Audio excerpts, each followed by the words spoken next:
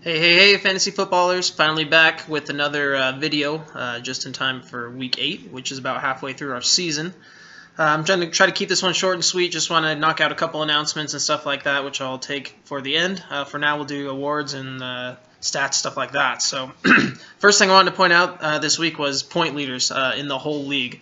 So it's midway through the season. You can call it whatever sample size you want, but basically these guys are performing or underperforming. I don't know how you want to put it, but the top two running backs right now in our league, Todd Gurley and Kareem Hunt, both of them have over 140 points, which are also the top two scorers in the league.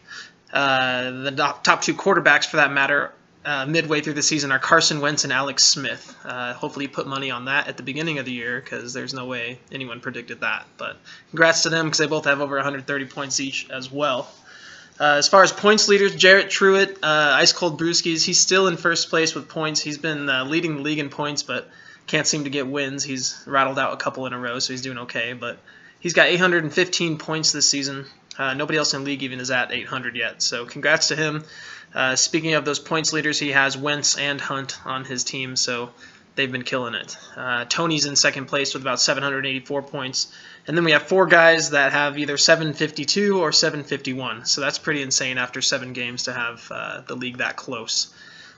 After this season, we have 2 5-2 teams, 1 4-2 team.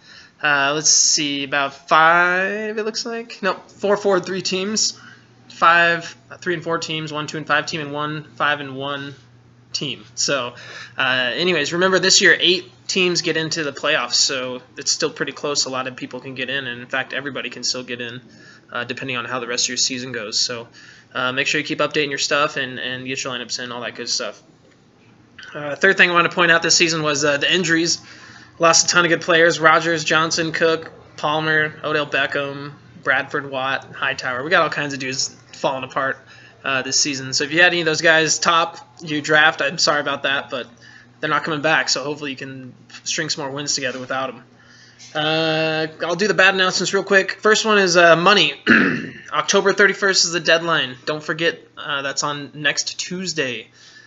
Teams will be locked this year as far as transactions if you haven't paid your league dues. There's still like 3 or actually there's 4 or 5 of you out there who still haven't paid, so just pay it up. Just get on Venmo. It's a really easy app. You just add your debit card and you pay, and then if you win later on, I can just transfer it all to you and you can throw it back on your card. Super simple stuff. We've given you 8 weeks to get money in, so just do it. Normal leagues want it up front before you even draft, so we give you time. But yeah, keep in mind your team will be locked from transactions after the 31st if you haven't paid up. So make arrangements with me if needed. I don't mind, waiting a little longer if you need it. So just let me know. Otherwise, just know that your team's not going to be able to do anything.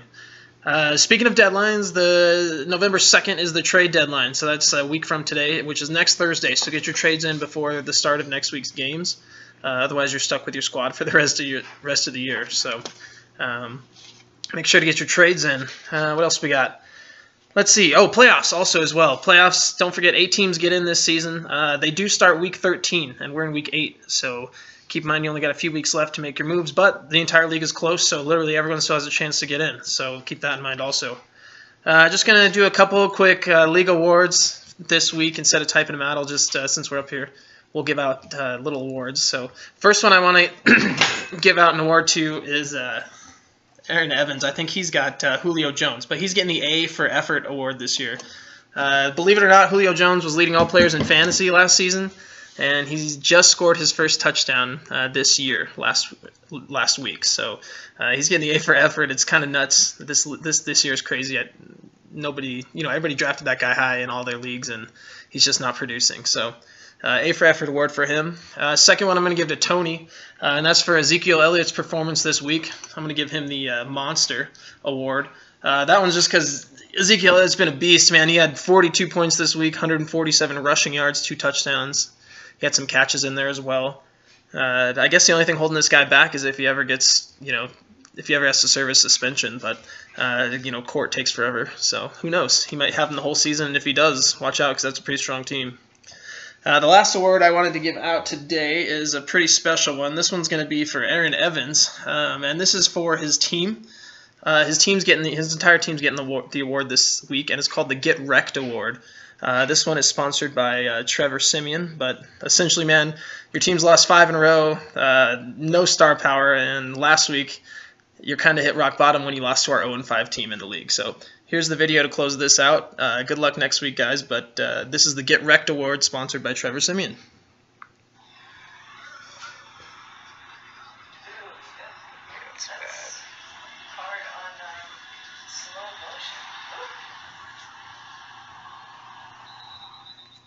Yeah, he got wrecked. They threw a flag on that, by the way, which they shouldn't have. But Broncos suck. Go Bucks. Good luck next week, fellas.